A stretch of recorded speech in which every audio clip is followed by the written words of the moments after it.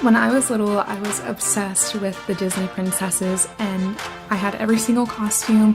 Whenever the movies came on, I owned all of them. Whenever I put them on, I would act it out along as the movie played, and I knew all the music cues. I would do quick changes, and that was just my thing. And ever since then, I've always loved Disney, and I've loved the princesses.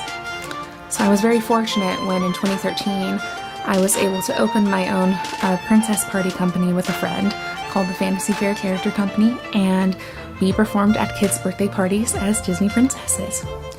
This was definitely a dream come true for me. There were a lot of hours involved behind the scenes. Although we performed at parties as different princesses, we also, we had to put a lot of time in behind the scenes.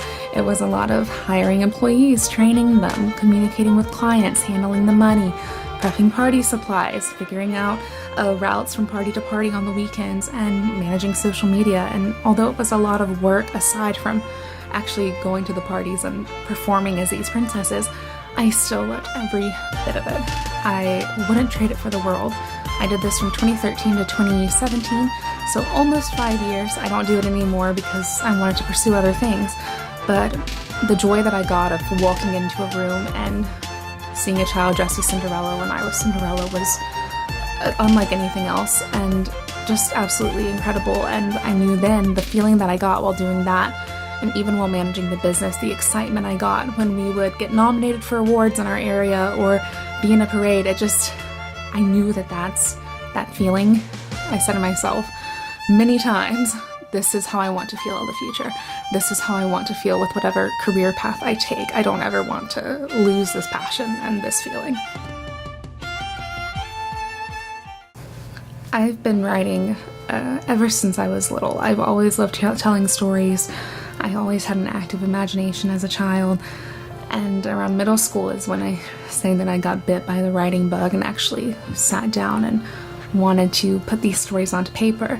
So I sat there with my little notebook and would write out stories, and then I convinced my parents to get me a little tiny laptop in middle school that I could write on, and I did that all through middle school and all through high school, and I've done it through college as well, and that's been, next to performing, one of the main loves of my life. I wrote 4 books in high school. I haven't done anything with them because they were not that good, but it nevertheless got me on that path of recognizing what works, what doesn't work. I'm currently querying the most recent book that I wrote to literary agents to see if they can pitch it to publishers, so it's quite a long process, but that's something that I'm hopeful will work out because I love it so much. And again, like princess parties, it's something that I wouldn't trade for the world. I feel at home when I'm writing. I get the most excited and the most passionate about it. And that feeling is the same feeling that I had when I was doing princess parties. And again, it's one of those, that emotion that I want to cling to. If I'm able to become a full-time author in the future, wonderful. But even if I don't, I want that same passion. By the same token though, although I know what that passion feels like for me and what that experience is like, it's also the emotion itself is not enough.